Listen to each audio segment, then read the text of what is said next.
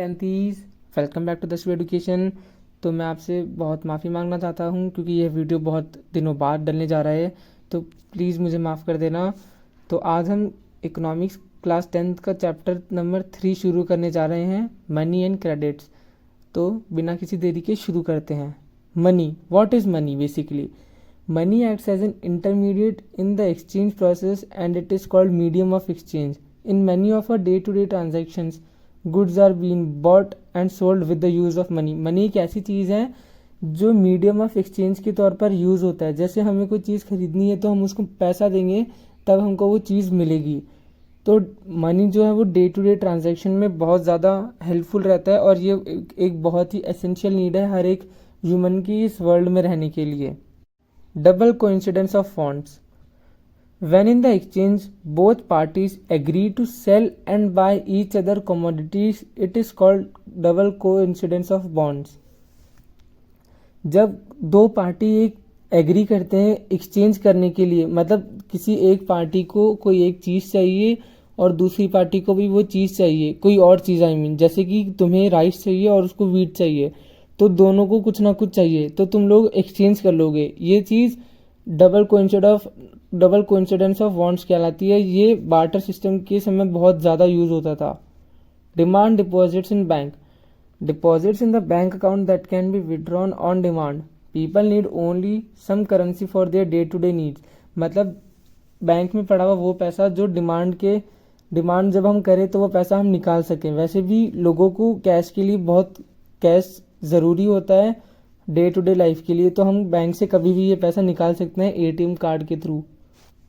और पैसा घर में रखना सेफ़ नहीं होता क्योंकि चोरी भी हो सकता है, और अगर हम बैंक में रखेंगे तो हमको थोड़ा बहुत इंटरेस्ट भी मिलता है, इसलिए लोग बैंक के अंदर प्रेफर करते हैं पैसा रखना। Now what is cheque? Paper instructing the bank to pay a specific amount from a person's account to the person in whose name the cheque is drawn. मतलब कि ये एक पेपर होता है जिसके अंदर एक स्पेसिफिक अमाउंट लिखी होती है जिससे एक आदमी किसी और के बैंक अकाउंट में वो पैसा भेज सके। मतलब कि जैसे आपके पास एक चेक है और आपके किसी फ्रेंड को पैसों की नीड है, तो आप उसके अंदर एक पर्टिकुलर अमाउंट लिखोगे और उसका नाम लिखोगे जिसको आप भेजना चाहते हो, और फिर आप बैंक के अंदर डाल दोगे, तो फिर वो बैंक वो पैसा आपके अकाउंट से काट के उसके बैंक में भेज देगा। ये चेक होता है। Reserve Bank of India. It is the central bank of India which controls the monetary policy of the country. Reserve Bank of India supervises the activities of formal sector and keep the track of their activities. But there is no supervision of the function of informal sector. Reserve bank of India सारे के सारे formal sectors को control करता है, मतलब सारे के सारे बैंक्स की जो रेगुलेशंस होती है उनको कंट्रोल करता है। वो पैसा छापता है, वो रेगुलेशन लाता है बैंक्स के लिए, वह अलग अलग लॉज भी लाता है ताकि बैंक एक प्रॉपर तरह से फंक्शन कर सके और कंज्यूमर को और ज़्यादा फ़ायदा हो। वो इनफॉर्मल सेक्टर के अंदर काम नहीं करता क्योंकि इनफॉर्मल सेक्टर में कैसे काम करेगा, वहाँ पर तो कोई लॉ चलते नहीं ना। इनफॉर्मल सेक्टर जैसे कि जो ज़मींदार होते हैं जो लोन देते हैं वो सब इनफॉर्मल सेक्टर में आते हैं और बैंक वगैरह फॉर्मल सेक्टर्स में आते हैं।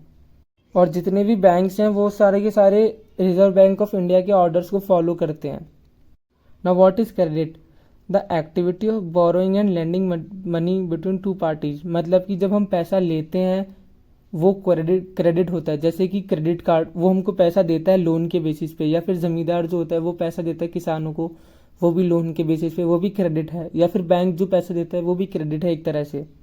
What is collateral? Collateral is an asset that the borrower owns such as building vehicles, livestock, deposits and uses this as a guarantee to lender until the loan is repaid. मतलब कि collateral एक ऐसी चीज़ है जो borrower गिरवी देता है किसी बैंक या जमींदार को जब तक वो पैसा रिटर्न नहीं कर देता। जैसे कि कोई गाड़ी हो गई, लैंड हो गई, तो वो गिरवी रख देता है उन चीज़ों को बैंक के लिए ताकि वो उनको लोन दे सकें, और वो तब तक गिरवी रहती है तब तक वो उनको लोन रीपे ना कर पाएँ।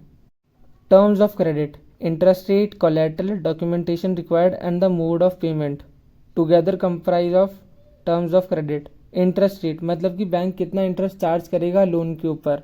जब हम लोन रीपे करेंगे ना तो बैंक और कितना एक्स्ट्रा पैसा चार्ज करेगा, वो होता है इंटरेस्ट रेट। कोलैटरल तो मैंने आपको बता ही दिया। डॉक्यूमेंटेशन रिक्वायर्ड मतलब कि सिग्नेचर वगैरह सारे के सारे लॉज मतलब फॉर्म्स ये सब जो साइन होते हैं ना डॉक्यूमेंटेशन, मोड ऑफ पेमेंट मतलब कि आप किस तरह से पेमेंट करोगे, कैश से, कार्ड से, किसी और तरह से, वो होता है mode of payment. Now what is formal sector? Formal sector includes bank and cooperative. RBI supervises the functioning of formal sectors of loans to see that bank maintains a minimum cash balance and monitor that these banks give loans not just to profit making business and traders but also to small cultivators, small scale industry, to small borrowers etc. Formal sector वो होता है जो RBI के supervision में आता है, और ये सिर्फ और सिर्फ लोन प्रॉफिट मेकिंग के लिए नहीं देते, बल्कि वो स्मॉल स्केल इंडस्ट्री या फिर फार्मर्स को दे ताकि वो अपना बिजनेस ग्रो कर पाएँ। ये आरबीआई सुपरवाइज करता है। Now what is informal sector? Includes money lenders, traders, employers, relatives etcetera. मतलब कि जो ज़मींदार होते हैं, आपके दोस्त वगैरह होते हैं, या फिर रिलेटिव जो होते हैं ना, वो आपको पैसा देते हैं और वो आरबीआई कंट्रोल नहीं करता, and they can change whatever rate of interest, मतलब they can charge whatever rate of interest they want. जी कितना भी इंटरेस्ट रेट चार्ज कर सकते हैं, 15%, 20%, 25%, कभी कभी तो 50% कर देते हैं। तो ये इनफॉर्मल सेक्टर के अंदर आते हैं। Self help groups. A typical SHG has 15 to 20 members usually belonging to a neighborhood who meet and save regularly. Saving per month varies from 25 to 100 rupees or more depending upon the ability of the people. Self help group होते हैं मतलब 15 से 20 जने एक आस पड़ोस के लोग मिलते हैं और वो एक पैसा, वो बहुत सारा मतलब थोड़ा थोड़ा पैसा सेव करते हैं पर मंथ, और जिसको वो चाहिए होता है बाद में पैसा ले लेता है और थोड़े से इंटरेस्ट के साथ बाद में सबको रीपे कर देता है। जैसे कि आपके पड़ोस में कुछ लोग हैं 10-15, अब वो सारे लोग मिलके थोड़ा बहुत पैसा इकट्ठा करेंगे। अब बाद में जैसे कि आपके पापा को पैसे की ज़रूरत है तो वो उनसे जाके वो पैसा ले लेंगे, फिर आपके पापा को वो पैसा बाद में रिटर्न करना पड़ेगा थोड़े से इंटरेस्ट रेट के साथ। तो ये होता है सेल्फ हेल्प ग्रुप। तो इसी के साथ ये चैप्टर ख़त्म होता है। अगर उम्मीद है आपको ये मज़ा आया होगा इस चैप्टर में। ऐसे ही मज़ेदार वीडियोस के लिए 10वीं एजुकेशन को सब्सक्राइब करें। Thank you so much.